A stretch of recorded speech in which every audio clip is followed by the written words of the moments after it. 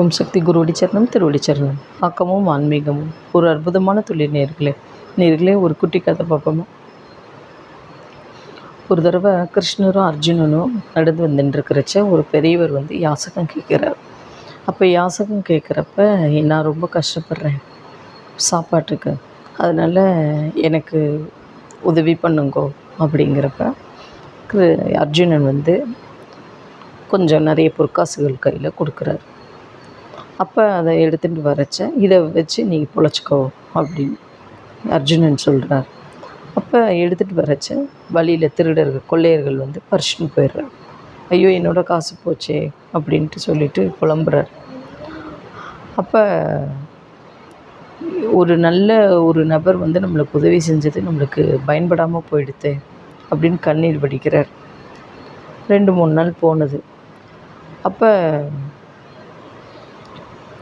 ஒரு 3 நாள் கழிச்சு அதே வழியாக கிருஷ்ணரும் அர்ஜுனன் நடந்து வரச்ச, என்னப்பா நீ ஏதாவது தொழில் பண்ணினியான்னு அர்ஜுனன் எப்பொழுதுமே கேட்பார். தொழில் நல்லா ஓடுது, என்ன யாருக்கு உதவி பண்ணாலும் அந்த இதுக்காண்டி இல்லை, இருந்தாலும் தொழில் நல்லா ஓடுது அப்படின்ட்டு இதெல்லாம் நலம் விசாரிப்பார். இல்லை வழியில் கொள்ளையர்கள் நீங்கள் கொடுத்ததை திருடிட்டாங்க, அதனால் நான் பண்ண முடியல தொழில் அப்படின்ட்டு கஷ்டப்படுறார், சொல்லி வருத்தப்படுறார். ஒரு நல்ல அருமையான முத்தை கொடுக்குறார். இது விலை உயர்ந்த முத்து, இதை நீங்கள் வச்சு தொழில் பண்ணுங்கோ, நல்லபடியாக உங்களுக்கு இது உதவும் அப்படிங்கிற. சரின்னு அதை வாங்கிட்டு பானையில் பத்திரமா வச்சிருந்து மறுநாள் இதை விற்று தொழில் பண்ணுவோம் அப்படின்னு நினச்சின்னு படுத்திருக்கார். காலம்புற அவங்க மனைவி பானையை எடுத்துகிட்டு போய் குளத்துக்கு இதுக்கு எடுத்துகிட்டு போய் தண்ணி பிடிப்போம்னு போகிறாங்கல்ல. அப்போ அந்த முத்து கீழே விழுந்துருத்து. அதை தேடுறார். இந்த பெரியவர் தேடுறார், எங்கடா காணோம், நம்ம வச்ச பொருள் காணோமே அப்படின்னு. அப்புறம் மனைவி அந்த பானையை எடுத்துகிட்டு வரதை பார்த்துட்டு, இதுவும் நம்மளுக்கு பிராப்தம் இல்லையா, நம்ம என்ன ஒரு காரியம் செஞ்சாலும் தடங்களாக இருக்கே அப்படின்னு அழுகிறார். ஒரு வாரம் போனது. அப்போ அந்த மரத்தடியில் உட்கார்றப்ப கிருஷ்ணர் அர்ஜுனன் நடந்து வர்றதை பார்த்துடுறார். அவர் மரத்துக்கு பின்னாடி ஒளிஞ்சிக்கிறார். ஒளிஞ்சுட்டு ஒளியிறதை இவர் பார்த்துட்டார், அர்ஜுனன் பார்த்துட்டார். என்னை பார்த்து ஒளியிறியப்பா, நான் உனக்கு உதவி தானே செஞ்சேன், ஏன் என்னை பார்த்து ஒளியிற, நான் ஒன்றும் திரும்பி கேட்கலையே எதுவும். இல்லைங்க சாமி, அதுக்காண்டி இல்லை, நீங்கள் 2 தடவை உதவி பண்ணினது எனக்கு பிரயோஜனம் இல்லாமல் போயிடுத்து. இந்த தடவையும் என் மனைவி தண்ணி எடுக்கிறப்ப அந்த முத்து நீரில் விழுந்துருத்து குளத்தில்.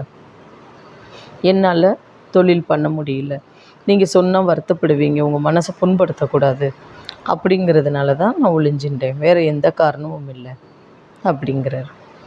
அப்போ கிருஷ்ணர் ஏன் நம்ம 2 தடவை உதவி செஞ்சோம், இவருக்கு உதவலையே, ஏன் என்னன்னு தெரிஞ்சுக்கலாமா கிருஷ்ணா, அதனால் இந்த ஒரு தடவை மட்டும் உதவி செய்வோம் அப்படிங்கிறார். அப்போ ஒரே ஒரு காசு கொடு, அதை வச்சு அவர் எல்லாம் பண்ணிடுவார் அப்படிங்கிறார். சரின்னு ஒரு பொற்காசு கொடுக்குறார். அந்த பொற்காசை கொண்டுட்டு வரச்ச ஒரு மீனை பிடிச்சி ஒருத்தர் இது பண்ணிகிட்டே இருந்தார், தள்ளி விட்டுகிட்டே இருந்தார். இப்படி அவர் இந்த பவுலில், ஏன் மீனை துன்புறுத்துறீங்க, அந்த மீனுக்கு உடம்பு சரியில்லை, பாவம், சுற்றி அதையே ஏன் போட்டு தட்டி தட்டி இது பண்ணுறீங்க, ஒன்று ஏதாவது மருந்து கொடுத்து இது பண்ணணும், இல்லைன்னா துன்புறுத்தக்கூடாது அப்படிங்கிறார். அப்போ அப்படி இவ்வளோ தூரம் சொல்கிறீல, நீ வாங்கிட்டு நீ காப்பாற்று இந்த மீனை, நீ எனக்கு காசு கொடுத்துட்டு நீ வாங்கின்னு போ அப்படிங்கிறார். பார்க்குறாரு அந்த ஒரு காசை, இதுக்குண்டான விலை எதுவோ அதை எடுத்துட்டு மீதம் எனக்கு கொடுங்கோ அப்படிங்கிறார். மீனையும் வாங்கிடுறார், மீதம் காசையும் வாங்கிடுறார். வாங்கிட்டு வீட்டுக்கு போய் பெரிய பாத்திரத்தில் போட்டு நல்லா தண்ணி ரொப்பி அந்த மீன் அதில் போடுறார். அது போட்டு திணறுது, என்னென்னமோ பண்ணுது, ஏன் இப்படி பண்ணுது அப்படிங்கிறப்ப உணவையும் கொடுத்து பார்க்குறார். பார்த்தா கக்குது மீன். கக்கினா அந்த அர்ஜுனன் கொடுத்த முத்து. அப்புறம்தான் அது துள்ளி குதித்து விளையாட ஆரம்பித்தது. ரொம்ப துள்ளி குதித்து விளையாடினது. அதுக்கப்புறம் ஐயோ ஐயோ கிடச்சிருச்சு அப்படின்னு கத்துனப்ப பிடிச்சிட்டேன் அப்படிங்கிறப்ப அந்த வழியாக கொள்ளையர்கள் ஓடி வரதை பார்த்துட்டு ஐயோ நம்மளை தான் பிடிச்சிட்டு சொல்ல போகிறான் அப்படின்ட்டு, சாமி தெரியாமல் திருடிட்டேன், இருந்தாங்க சாமி நீ உங்கள்கிட்ட இந்த திருடின பொற்காசுகள் அப்படின்னு அதையும் கொடுத்துட்டார். இவர்கிட்ட ஒரு நல்ல பழக்கம் என்ன அப்படின்னா, யார் உதவி செஞ்சாலோ அவங்கள எப்பொழுதுமே பார்ப்பார். அது ஒரு பலன், அதாவது என்ன சொல்லலாம், வைப்ரேஷன் பாசிட்டிவ் ரெண்டுமே ஒருத்தனுக்கு இருந்தது அப்படின்னா அவ்வளோதான், பிடிக்கவே முடியாது போதும். அப்போ அந்த வழியாக கிருஷ்ணரும் அர்ஜுனனும் வந்துட்டுருக்கிறச்ச கேட்டுட்டு வர்றார், ஏன் அவங்க இந்த 2 தடவையும் உதவி பண்ணினாலும் அவருக்கு பலன் இல்லை, இந்த தடவை பலன் இருக்குன்னு எப்படி நீங்கள் கிருஷ்ணா சொல்கிறீங்க அப்படிங்கிறப்ப கிருஷ்ணர் சொல்கிறார், அப்போ அவன் பொதுநலமாக இருந்தான், இப்போ அப்போ சுயநலமாக இருந்தான், இப்போ பொதுநலமாக மீன் நல்லா இருக்கணும்னு நினச்சதுனால அவனுக்கு எல்லாமே ஜெயமாகும், இனிமேல் நல்லது நடக்கும் அப்படிங்கிறப்ப அந்த வழியாக ஓடி வரார் பெரியவர்.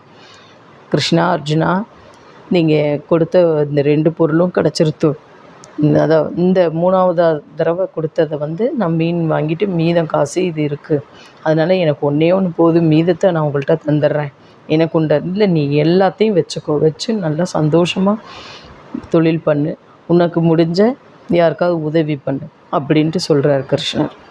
சந்தோஷம் தாங்காமல் பொன் கிடச்சது, அதாவது முத்து கிடச்சது, பொற்காசுகள் கிடச்சது, அந்த அவருக்கு பிடிச்ச மீனும் கிடச்சது, அந்த மீனில் கிடச்ச அந்த முத்தும் கிடச்சது, எல்லாமே மீண்டது. அப்போ கஷ்டங்களும் அவனுக்கு தொலைஞ்சு போனது. கிருஷ்ணர் காலில் சரணாகதியாக அடைஞ்சிட்டான். ஆகையால் கிருஷ்ணரை நம்பினோன்னு வச்சுக்கோங்களேன், அவர் திருவடிகளை பிடிச்சோன்னு வச்சுக்கோங்களேன், நம்பினார் கெடுவதில்லை. நமஸ்காரம்.